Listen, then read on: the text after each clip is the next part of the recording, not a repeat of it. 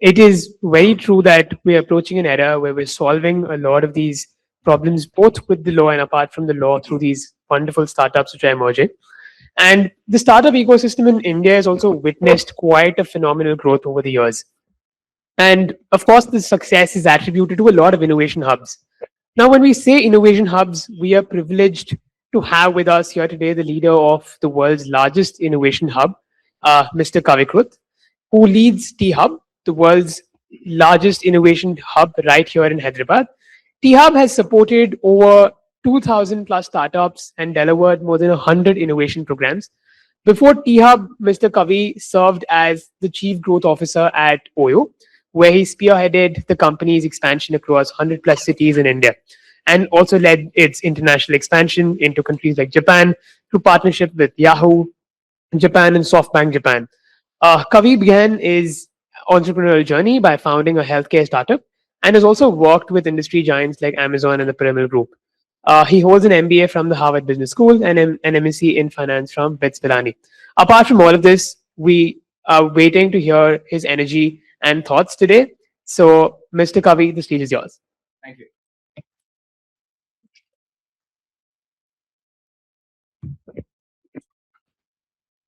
I'm audible?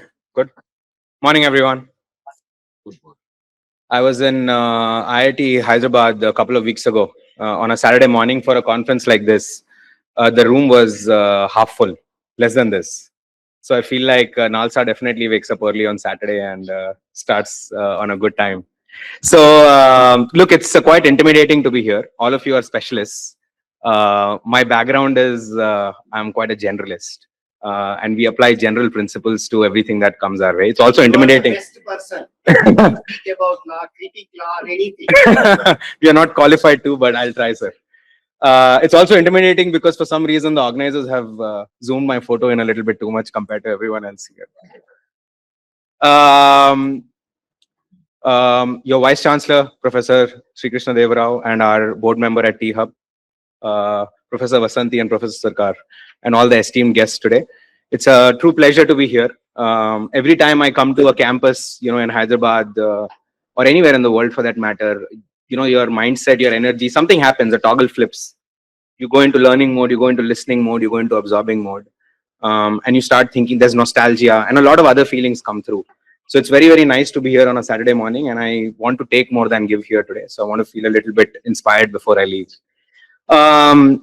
Today's national conference is about ML, AI, and IP for startups.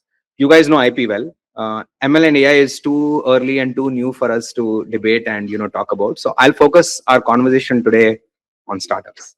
It's also my job. It's what we know well, right?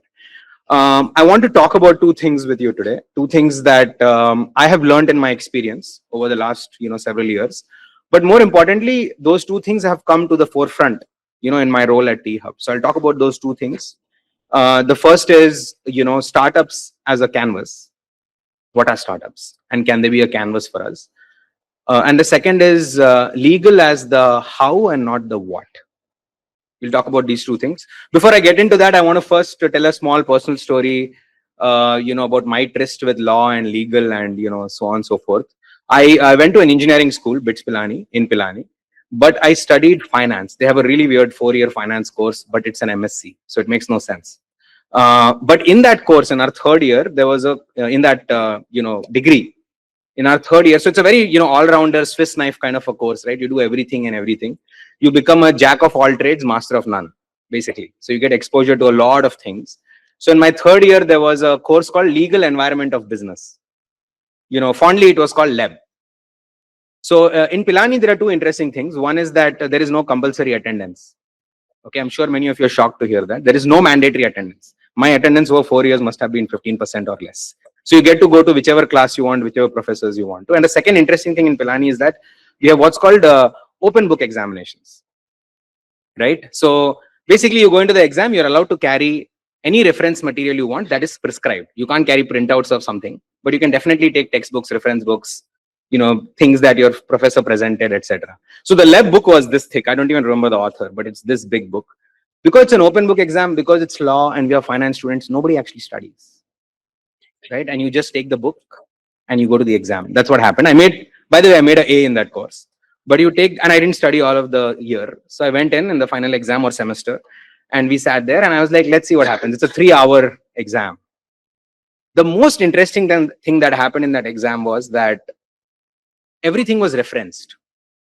It was analogous, right? Which is how law works: precedent based, reference based, and some basic foundation based. So every question was, this is the situation, this is what happened, how would you approach it? And we're applying business mindset. So I would catch one legal team in that term in that, right? For example, locus standi.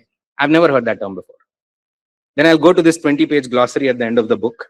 Then I will look for locus standi, go back to all its reference. All this is happening live in the exam. I haven't studied all year, right?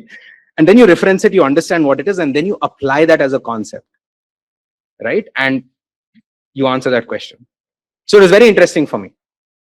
The second interesting twist was when I went to a startup, Oyo. Many of you would have heard about it. And one of our technology teams was talking to one of the biggest IP, firms in the country, Anand and Anand. You would have heard of them.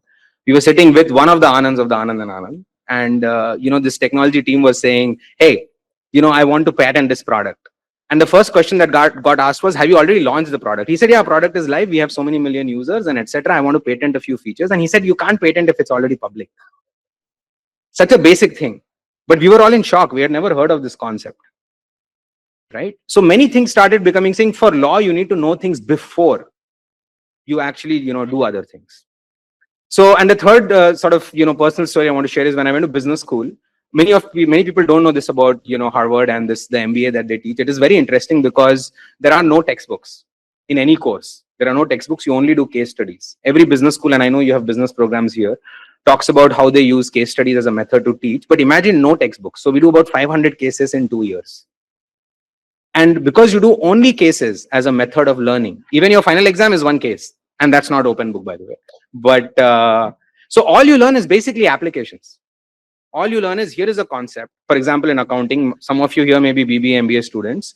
Credit and debit. You don't learn credit and debit. You learn what is the logic behind a specific transaction going to the left or to the right of the books. Right? That's basically how HBS teaches its MBA. And it's a very tricky way to teach because many people take this huge loan and they leave saying, I didn't have any serious class. All I did was study 500 stories. But over a period of time, that education becomes muscle.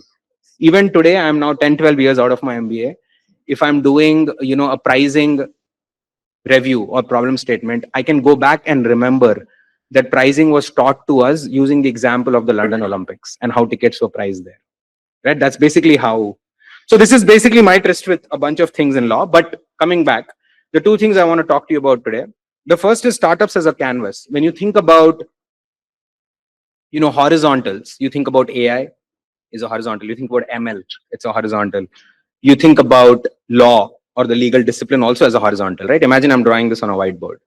And what are verticals? Verticals are usually industries, life sciences, biotech, pharma, like in our city, manufacturing, real estate, industry 4.0, even product tech companies, they're all, verticals. But where are you drawing all this? Who's going to carry forward these horizontals and these verticals?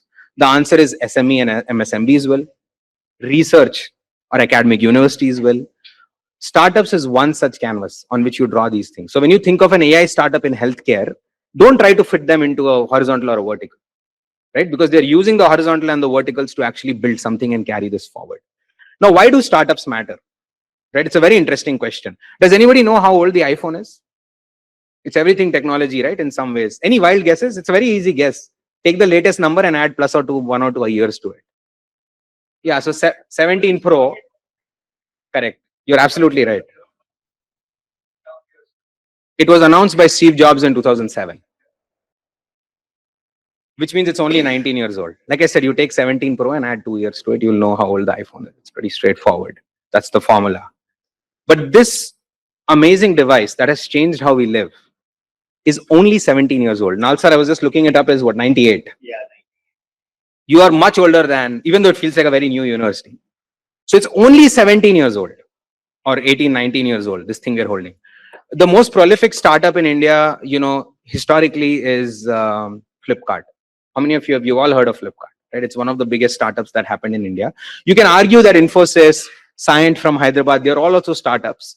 but they're a little bit different from what happened afterwards, right? They're all pioneering, but startups, these are startups. Flipkart is 2007 too, late 2007. Also only 18 or 19 years old. The reason I brought this up is that startups are an extremely new phenomena in our country. They're very, very new. If you look at Google, much older. You look at Intel as a startup, much, much, much older, right? Technology startups.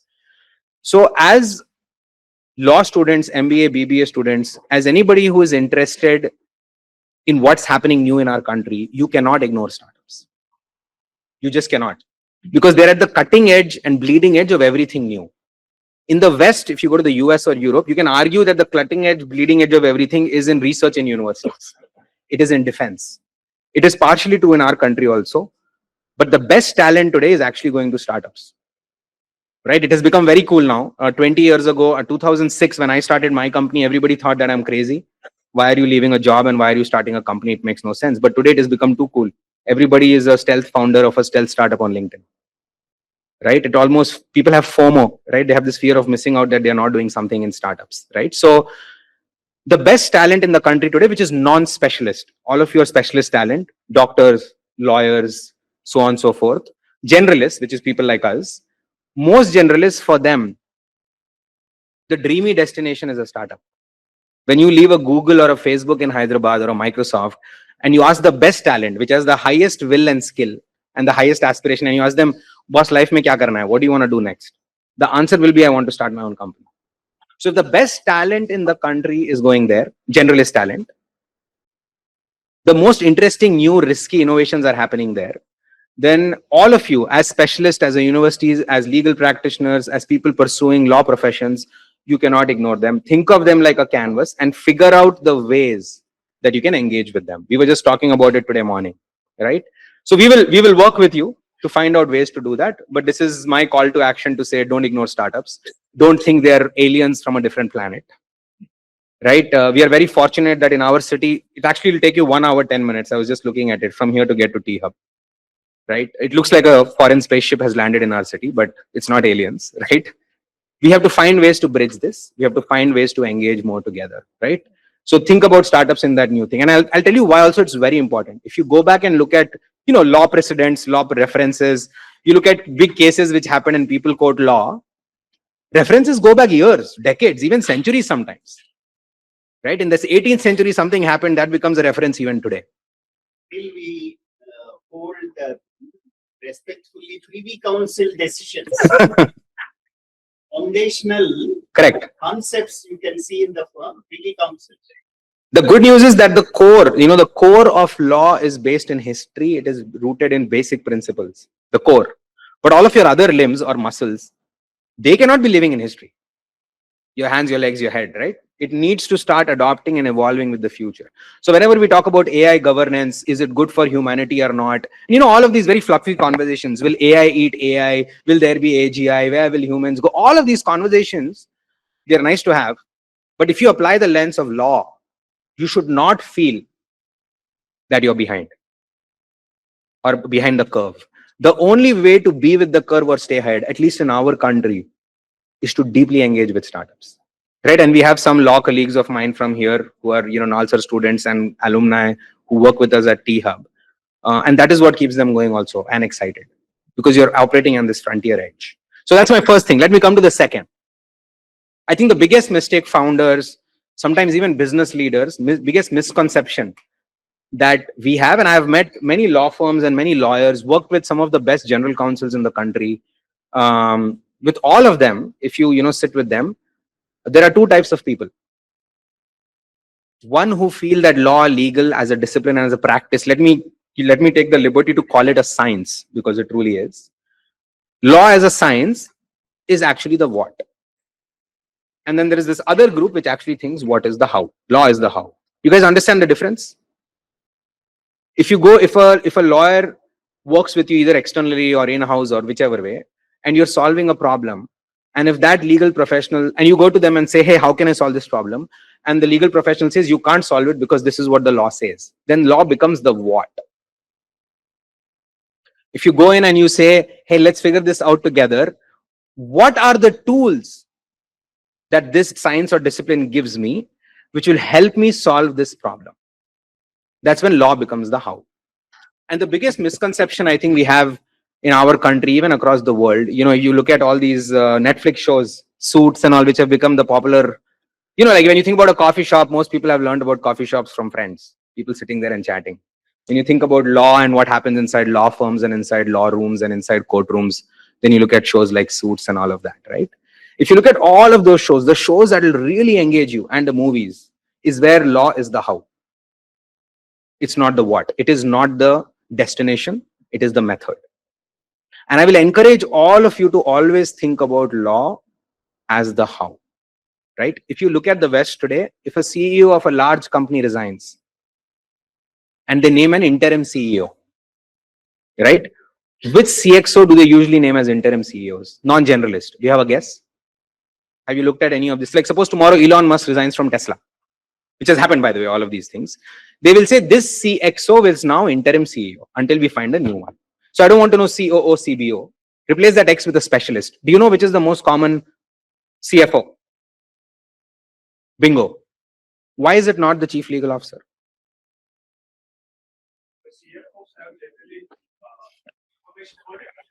No, we know why it's CFOs. I'm asking the opposite question. Why is it not the CLO or the chief or the GC of that company? Why is it not? Does anything stop from that happening? Especially in a company like Tesla or SpaceX, where all of your work is deep rooted in IP. It is deep rooted in why doesn't it happen? Tesla is trying to break so many rules across the world. No, it is trying to figure out regulations. By the way, this happened at Airbnb during the COVID. There was an interim division which got named, with the GC to come in and to lead it. And there is a beautiful example in India where it happened. Do you know the India example where the legal leader became the CEO of the company? Come on. One of the best performing stocks and most hated company in recent times. Dominant market share, 66% in their industry. Makes money where nobody else does. Indigo. I'm surprised you didn't know this story. Aditya Ghosh, who became CEO of Indigo, was their head of legal. Right? And he also did, Accenture also. So there are many such examples, but we don't remember them. We don't celebrate them as much as we remember the CFO example. The reason I'm bringing this up is because when that happens, it is the true litmus test of the fact that legal as a function has become the how and not the what. And when I bring these two stories or themes together, this is truly what startups need. This is also truly what the legal discipline needs. If you work with a how mentality at the bleeding edge of innovation that's happening in our country, or bleeding edge of risk disruption with startups, there is no way that we won't move forward.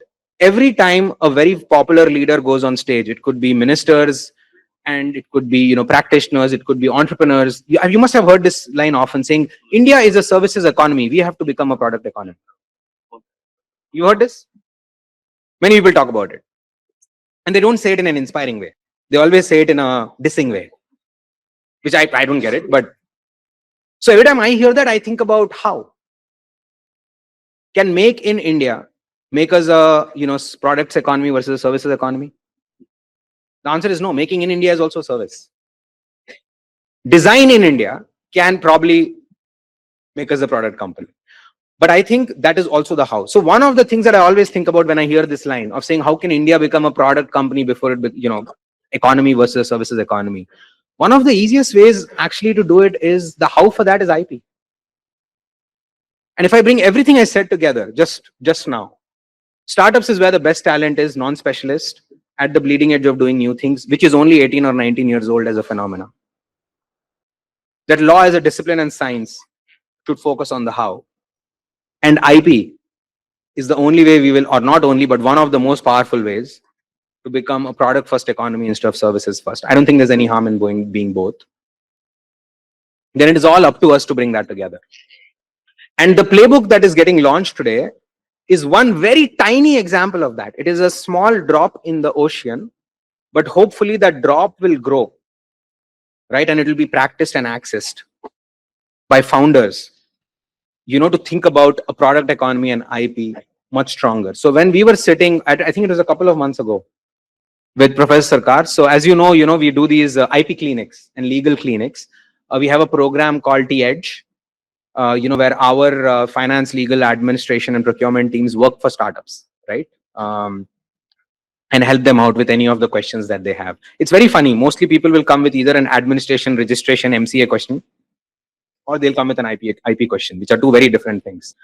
But we started that with, clinics. And when we were talking about, these are the questions that, founders are asking, we have also found patterns that most founders will ask similar questions, right? They'll ask very simple, very similar questions. That is when we decided to create first an FAQ document. Frequently asked legal questions by founders related to IP. That's how this started. And as you started double clicking that, the playbook is what you will see today, right? Which is being released. And I want to take a step back and then again use this playbook. What is the playbook? It's a tool. It's a how. It should be easy for founders to tap into, irrespective of the new things they are doing. It presents law, legal discipline, IP, patent protection, all of those things as a tool and not as the what. And it hopefully in the near future and in the long term will help founders to think product first instead of thinking services first. So I'm very happy that, we have used, in some ways leveraged, that's also the how, the relationship that we have with Nalsar as T-Hub to bring this together. I'm very happy that it's a small start. That's also how small startups start. We will release this today and we will keep improving it, keep pivoting from it, to get it. And we hope that it becomes an example for the country where founders don't see legal science and discipline as an external thing. They see it as a strength which is core to them. And hopefully there'll be many examples of startups appointing legal leaders as their CEOs. And that we take a very, very strong march towards, Telangana Rising 2047, Viksit Bharat 2047, and that we can present a real tour de force with law as a discipline for our startups as a canvas to get to that goal. Thank you so much.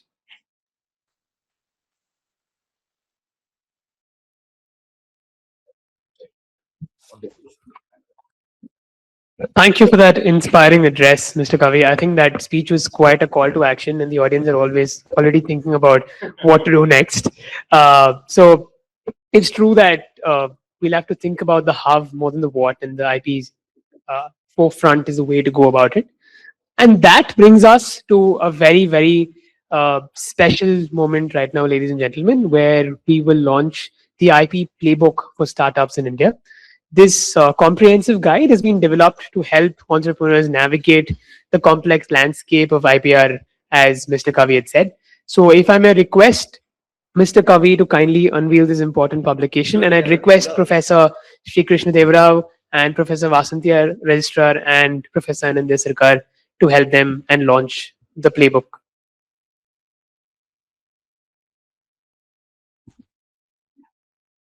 I love the size. It's so handy. You can actually carry it with your.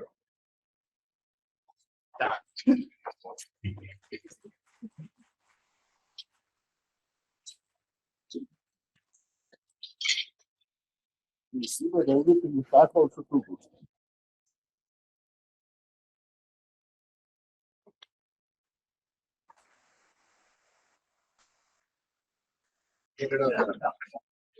Please, ma'am.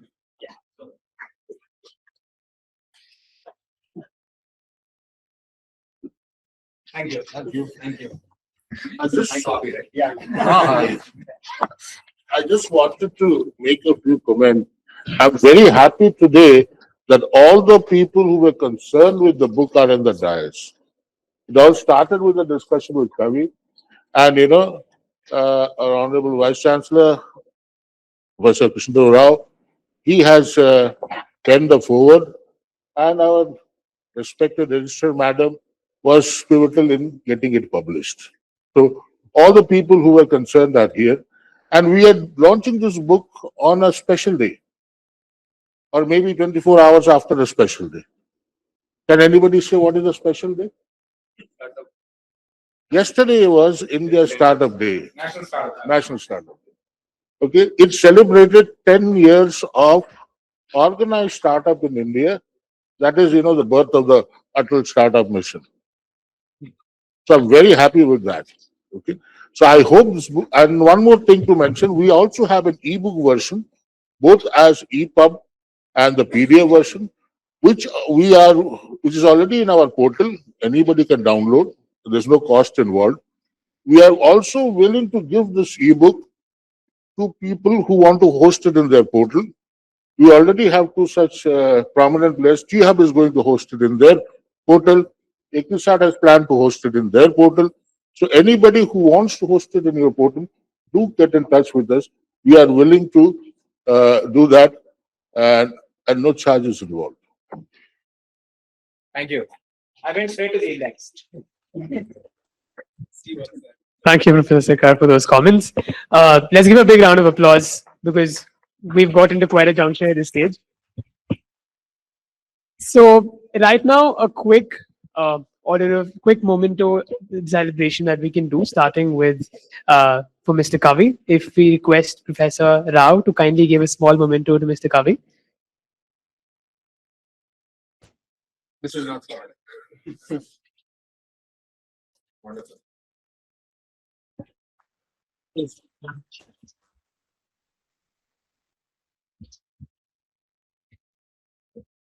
Thank you. We'd also request Professor Sarkar to give a small memento to Professor Rao.